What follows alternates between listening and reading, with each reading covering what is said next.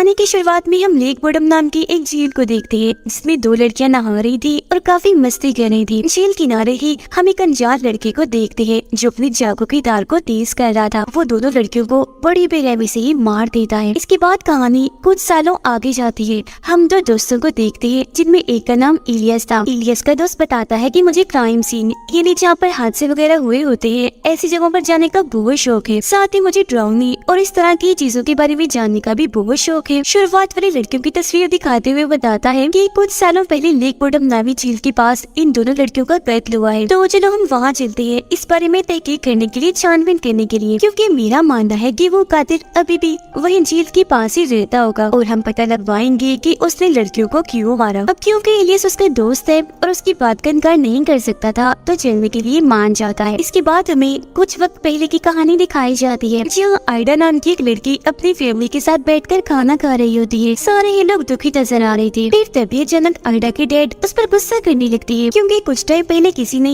Aida की बेहोशी वाली तस्वीरें इंटरनेट पर डालकर वायरल कर दी थी, जिस वजह से उसके डैड परेशान रहने लगे थे क्योंकि उनकी फैमिली की काफी बदनामी हो रही थी। फिर कहानी वापस से प्रेजेंट टाइम में आ जाती है जहाँ आइडा से मिलने उसकी दोस्त आती है और उसे समझाती है कि तुम पुरानी बातें भूलकर अपनी जिंदगी को अच्छे से गुजारो, नई शुरुआत करो। फिर मैं भी उन दोनों के साथ लेक बोर्डम पर जा रही हूँ, तो चलो तुम भी हमारे साथ, बहुत मजा आएगा और तुम्हारा मूड भी अच्छा हो जाएगा। तो इस पर आइडा मान भी जाती है। आइडा के घर के बाहर इलियस और उसके दोस्त को गाड़ी में देखते हैं जो उन दोनों को लेने आए थे और इंतजार कर रही थी और ये चारों लेक बोर्डम की दी निकल जाते हैं। जहाँ ये पहुँच तो जाते हैं पर वहाँ से आगे जाने का रास्ता एक जंजीर से बंद किया हुआ था। दरअसल उन लड़कियों के कत्ल की बात से ही पुलिस ने इस झील पर लोगों का आना बंद कर दिया था। पर इलियस जंजीर तोड़ने का कहता है जिसे तोड़कर ही आगे निकल आते हैं। झील के पास पहुँच ही गए थे और वहाँ टेंट लगाने लगते हैं। फिर रात को आइडा और इलियस का दोस्त आग के पास बैठकर बातें कर रहे थे जहाँ वो आइडा को यहाँ हुए दोनों लड़कियों के खून के बारे में बता रहा होता है, जिस पर वो कहती है कि हाँ मैंने भी सुना था इस केस के बारे में। तभी उनके दोनों दोस्त भी वहाँ आ जाते हैं। यहाँ इलियस का दोस्त उन सबको बताता है कि मैंने उस कातिल के बारे में थोड़ी रिसर्च छानबीन की है, जिससे मेरा मानना है कि वो खूनी इस जगह को अपना घर समझकर यहाँ से बहुत प्यार करता है। जैसे हम लोगों को अपने घरों में कोई अनजान शख्स अच्छा नहीं लगता, वैसे उस खूनी को भी यहाँ आने वाले लोग पसंद नहीं है, बुरे लगते हैं। इसीलिए यहाँ आने वाले लोगों पर पहले वो नजर रखता है, फिर मौका देखते ही उन्हें मार देता है, वो भी काफी बेरहमी से, ताकि कोई दोबारा यहाँ आने की गलती ना करे। और अगर वो यहाँ रहता हुआ तो जरूर छुपकर वो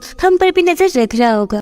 टेंट में सोने के लिए जाने लगती है पर तभी आइडा की नजर झील की दूसरी तरफ जाती है जहाँ टॉर्च लाइट जल रही थी और उसका रुख इनकी तरफ ही था। उसे शक होने लगता है तो इस बारे में खुशी बताती है पर इलियस का दोस्त कहता है कि घबराओ नहीं, वहाँ कोई नहीं है और वैसे मेरा नहीं ख्याल कि हमारे अलावा यहाँ कोई और आया भी होगा, तो परेशान ना हो, चलो सोने चलते। अब वो तो सोने के लिए चला जाता है पर आइडा नहीं जाती बल्कि वो तो नहाने के लिए झील में चली जाती है। उसे तभी महसूस होता है जैसे कोई उस पर नजर रख रहा है। वो जैसे पीछे मुड़कर देखती है तो वहाँ इलियस था जो उसे नहाते हुए देख रहा था। उसकी हरकत आइडा को पसंद नहीं आती तो वो उसे बुरा भला कहकर टेंट में आ जाती है। फिर आधी रात को जब ये चारों सो रही थी तो आइडा को दोबारा से किसी के होने का एहसास होता है, तो इस बारे में वो अपने दोस्त और इलियस को बताती है। तब इलियस चेक करने बाहर जाता है पर काफी देर गुजर जाने के बाद भी जब वो वापस नहीं आता तो इन तीनों को परेशानी होने लगती है। वो उसे आवाज भी लगाते हैं पर आगे से कोई जवाब नहीं आता। काफी ज्यादा वक्त गुजर गया था, वो अभी तक वापस नहीं आया। पर तभी अचानक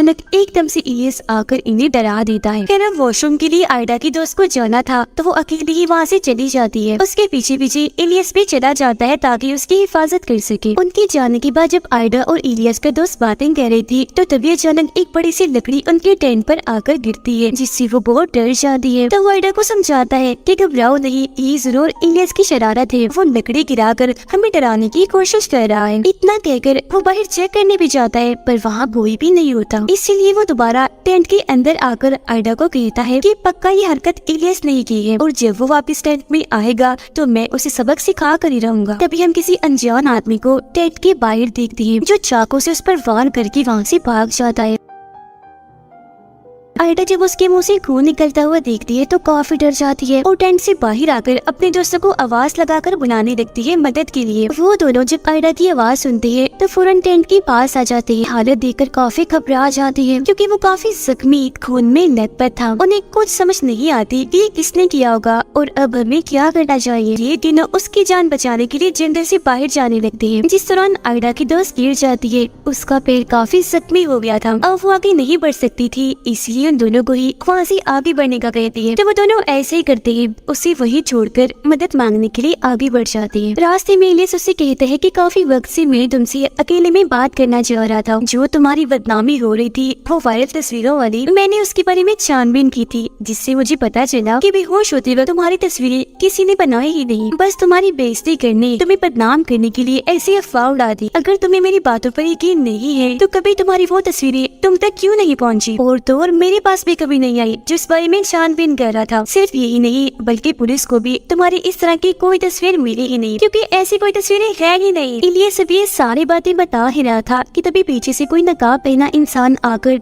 चाकू से उस पर वार कर देता है, जिससे उसकी भी वही मौत हो जाती है। फिर जैसे वो इंसान नकाब हटाता है तो हम देखते हैं कि इलियस को मारने वाला और कोई नहीं बल्कि आयडा की दोस्त थी। अब यहाँ हमें पता चलता है कि आयडा को लगता था कि उसकी जो तस्वीरें वायरल हुई थी वो इलियस ने ही की थी, जिससे बाद में बदनामी की वजह से उसे बहुत सारी मुश्किलात का सामना करना पड़ा। साथ ही उसके डैड ने भी अपनी जान ले ली। इसलिए आयडा ने फैसला किया कि वो अपना बदला इलियस से जरूर लेगी। इसलिए जब उसकी दोस्त ने उसे आकर बताया कि मैं और इलियस उसके दोस्त के साथ लेक बॉटम जा रही है छुट्टियां मनाने, तब आयडा ने अपने दोस्त के साथ मिलकर इलियस को मारने का प्लान बनाया, जिसका मतलब था कि वो दोनों इस मकसद के लिए ही यहाँ आई थी ताकि इलियस से बदला लेकर उसे खत्म कर दे। पर वो इस सोच में थी कि इलियस को तो हमने मारा मगर उसके दोस्त को किसने मारा था। पर यहाँ आयडा की दोस्त उससे कहती है कि अब हमें इन दोनों की लाशों को ठिकाने लगाना होगा और सुबह होने से पहले ही यहाँ से निकलकर घर पहुँचना होगा ताकि इनकी कत्ल का इल्जाम हम दोनों पर ना आए। तो इसलिए ये अपने बैग से सूट निकाल कर पहन लेती है ताकि जब ये लाशों को ठिकाने लगाए तो इनकी उंगलियों के निशान उनकी लाशों पर ना रह जाएं। फिर ये दोनों लाशों को बैग में डालकर जेल में फेंककर अपनी गाड़ी में आ जाती है। आयडा की दोस्त बताती है कि गाड़ी की चाबी तो इलियस के पास थी जब उसकी लाश के साथ जेल में चली गई है और अब क्योंकि यहाँ से निकलने का इनके पास और कोई रास्ता नहीं था तो वो जेल में जाकर चाबी लाने का फैसला करती है। फिर आयडा की दोस्त अपना वो सूट उतार कर पानी में जाती है, आखिरकार चाबी हासिल कर ही लेती है और अब ये दोनों गाड़ी में बैठकर यहाँ से निकल जाती है। जहाँ रास्ते में आयडा इलियस की बताई बातों के बारे में सोचने लगती है और इस बारे में अपनी दोस्त को भी बताती है, जिस पर उसकी दोस्त कहती है कि नहीं वो झूठ बोल रहा होगा, मैंने देखी थी तुम्हारी तस्वीरें। जो सुन आयडा को अभी भी शक होने लगता है तो वो कहती है कि अगर तुमने देखी थी तो मुझे इलियस और पुलिस को वो तस्वीरें क्यों नहीं मिली। अब आयडा के इस सवाल पर उसकी दोस्त आखिरकार सच बताने के लिए तैयार हो भी जाती है। कहती है कि हाँ इलियस ने तुम्हें सही बताया, किसी ने भी तुम्हारी तस्वीरें नहीं बनाई थी मगर उस बारे में अफवाह हर जगह मैंने फैलाई थी। ये सुनकर आयडा एकदम हैरान भी रह जाती है,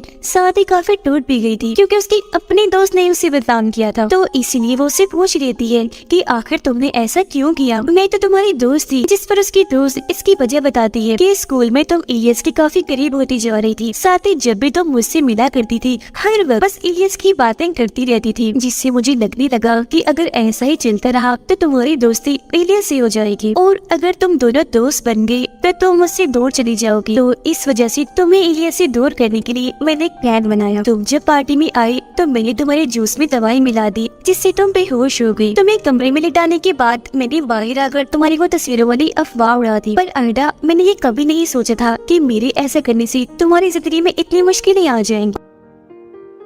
सारी बात जानने के बाद आयडा रोने लगती है और अपने दोस्त को कहती है कि तुम्हारी वजह से 3 बेकसूर लोगों की जान चली गई, यस उसका दोस्त और मेरे डैड की। अब मैं भी चुप बैठने वाली नहीं हूँ, मैं घर पहुँचकर पुलिस को ये सारी बात बता दूंगी, साथ ही इन दोनों के खून के बारे में भी कुछ नहीं छुपाऊंगी, सच बता दूंगी। ये सुनकर उसकी दोस्त ऐसा करने से मना करती है पर आयडा उसकी एक नहीं सुनती, इसलिए उसकी दोस्त गुस्से में गाड़ी में रखा हुआ रेंच उठाकर आयडा के मुँह पर मार देती है, जिससे उसका खून निकलने लगता है। पलटकर आयडा भी उस पर वार करती है और चलती हुई गाड़ी में ही दोनों की हाथापाई होने लगती है। इसी बीच आयडा की दोस्त सड़क के बीचों बीच एक गाड़ी को खड़ा हुआ देखती है। अब एक्सीडेंट ना हो इसीलिए वो गाड़ी साइड में रोक लेती है, पर गाड़ी इतनी जोर से आगे रुकती है कि छोटा सा एक्सीडेंट हो ही जाता है, जिससे आयडा बेहोश हो गई थी। गाड़ी के साथ साथ सड़क पर एक आदमी भी खड़ा हुआ है जो अब धीरे धीरे इनकी गाड़ी की तरफ बढ़ने लगता है। ये आदमी और कोई नहीं बल्कि वही है जिसने इलियस के दोस्त को मारा था और अब उसे अपनी तरफ आता हुआ देखकर उसकी दोस्त काफी घबरा जाती है और आयडा को होश में लाने की कोशिश करती है। इसी दौरान वो खूनी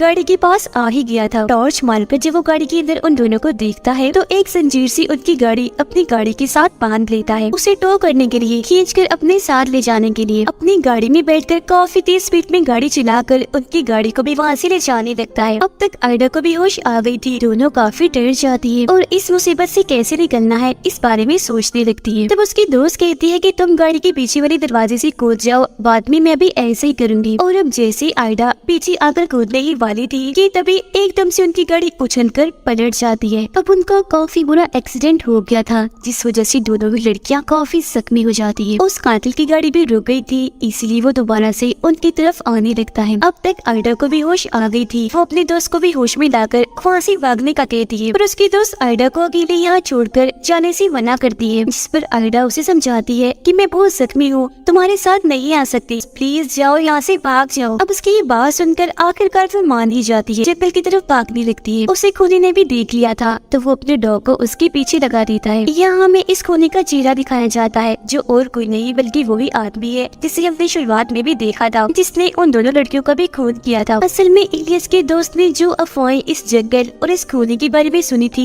वो सब सच थी। ये कातिल कब से चारों पर नजर रख रहा था इन्हें भी अपना शिकार बनाने के लिए। अगले सीन में हम कातिल को देखते हैं जो झील किनारे बैठा हुआ था। उसने अपने पास में आयडा और उसके दोस्त को भी पकड़ के बांधा हुआ था। उसने इनकी गाड़ी को झील में फेंक कर इन्हें यहाँ बंदी बना के रखा हुआ था। इनके हाथ पाँव बांध कर चेहरे को कपड़े से ढका हुआ था और अब वो अपने चाकू की धार को तेज कर रहा था। वो फिर उनकी तरफ बढ़ने लगता है। सबसे पहले वो आयडा को पकड़कर उसे अंडरग्राउंड जगह में फेंक देता है जहाँ बहुत सारी लाशें पड़ी हुई थी। इसके बाद वो उसकी दोस्त को पूरी तरह तड़पा कर मार डालता है और आयडा के पास आकर उसके चेहरे पर हाथ फेरने लगता है। अगली सुबह हमें दिखाया जाता है कि खूनी ने आयडा को नहीं मारा था बल्कि उसे उसके घर के बाहर छोड़ दिया था। असल में कातिल ने ऐसा इसलिए किया था ताकि सारे कत्लों का इल्जाम आयडा के ऊपर आ जाए, क्योंकि उसकी तस्वीरों वाली बात को लेकर उसके पास वजह बन गई थी अपने दोस्तों को मारने की। उसके तीनों दोस्तों की लाशों को बरामद कर लिया जाता है और उनके कत्ल के इल्जाम में आयडा को गिरफ्तार। हालांकि वो सबको समझाने की कोशिश करती है